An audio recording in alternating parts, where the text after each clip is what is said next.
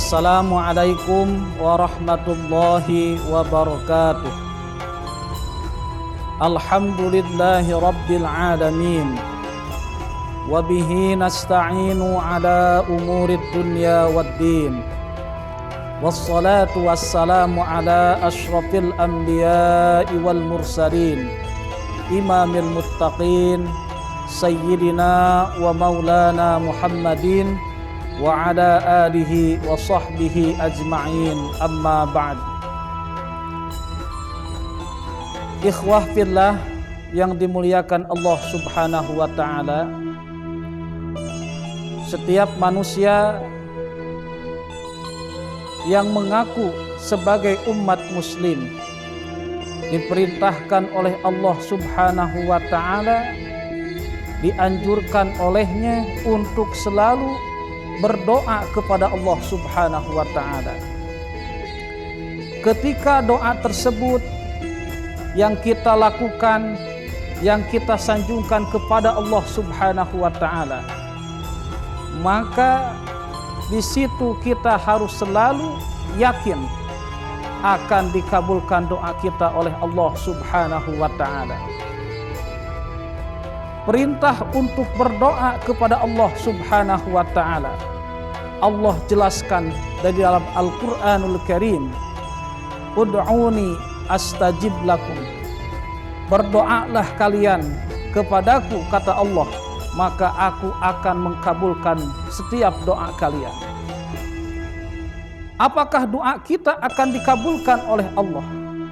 Apakah Allah dekat dengan kita? Apakah Allah selalu mendengar doa-doa kita? Di dalam Al-Quran, tepatnya surah Al-Baqarah ayat 186, Allah berfirman, A'udzu billahi minasyaitonir rajim. Bismillahirrahmanirrahim. Wa idza sa'alaka 'ibadi anni fa inni qarib. Ujibu da'watad da'i idza da'ani falyastajibu li wal yu'minu bi la'allahum yarshudun. Apabila ada yang bertanya kepada engkau Muhammad tentangku, kata Allah, jawablah, aku ini dekat. Aku akan mengkabulkan setiap doa yang disanjungkan oleh hamba-hambaku akan mereka, asalkan mereka beriman kepadaku dan juga mau berdoa kepadaku, supaya mereka mendapatkan sebuah petunjuk dari Allah subhanahu wa ta'ala. Oleh karena itu, doa menjadikan salah satu sumber ibadah. Doa merupakan salah satu senjata umat mukmin. Ad-du'a'u silahul mu'min. Setiap hamba yang berdoa kepada Allah subhanahu wa ta'ala dituntut untuk selalu yakin.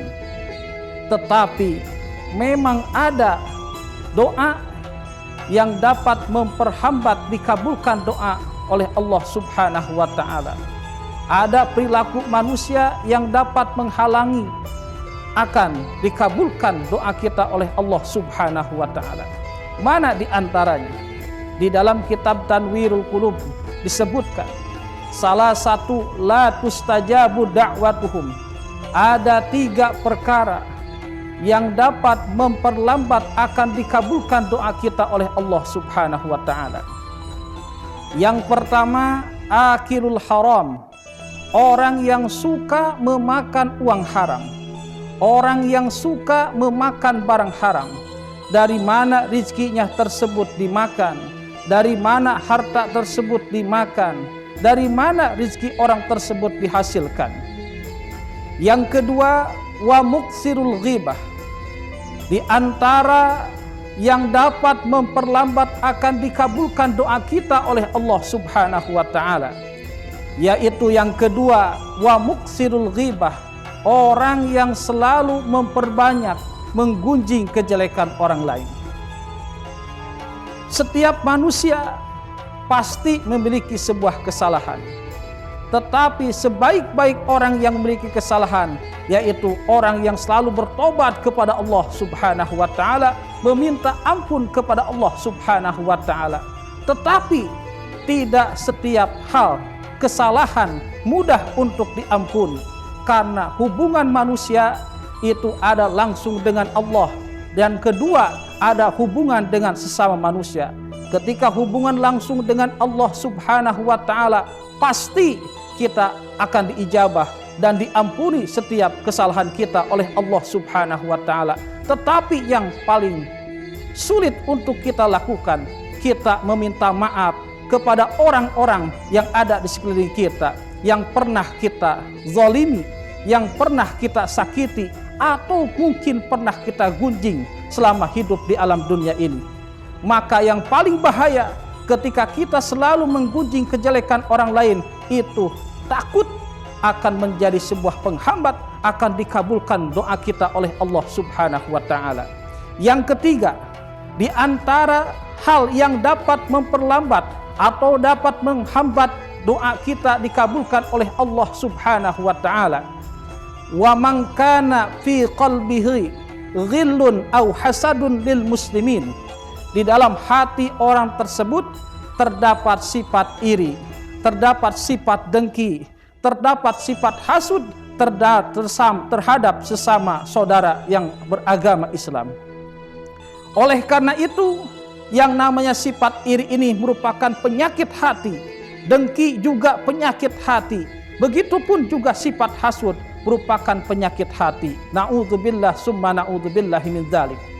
Ketika hal tersebut dilakukan oleh kita, percuma kita selalu beribadah kepada Allah Subhanahu wa Ta'ala, berdoa kepada Allah Subhanahu wa Ta'ala, bersedekah, mengeluarkan infak, zakat dan sedekah, dan juga selalu beramal soleh yang lainnya. Tapi kalau di dalam hati kita selalu terdapat sifat-sifat penyakit-penyakit hati yang dilarang oleh Allah Subhanahu wa Ta'ala, termasuk salah satunya sifat hasud, ini akan dapat membahayakan bagi kita, dan juga pasti ini merupakan sebuah hal yang menjadikan sebuah penghambat akan dikabulkan doa kita oleh Allah Subhanahu wa Ta'ala. Sifat hasud tersebut sudah dilarang dan diperingatkan oleh Rasulullah SAW, karena al-hasadu ya'kulul hasanat kama ta'kulun nar al-hatab. Sifat hasud tersebut itu akan menghabiskan, menghanguskan terhadap semua amal perbuatan soleh kita selama kita lakukan di alam dunia ini. Sama seperti halnya ketika yang namanya kayu bakar diberikan kepada api yang membara, pasti itu kayu bakar akan cepat hangus. Oleh karena itu, bahayanya sifat zalim tersebut, sifat iri tersebut, dan sifat hasud tersebut. Mudah-mudahan kita selalu dijauhkan dari ketiga penyakit hati tersebut, dan juga selalu mudah-mudahan semua doa kita akan dikabulkan oleh Allah Subhanahu wa Ta'ala. Wallahul muwaffiq ila aqwamit thariq. Wassalamualaikum warahmatullahi wabarakatuh.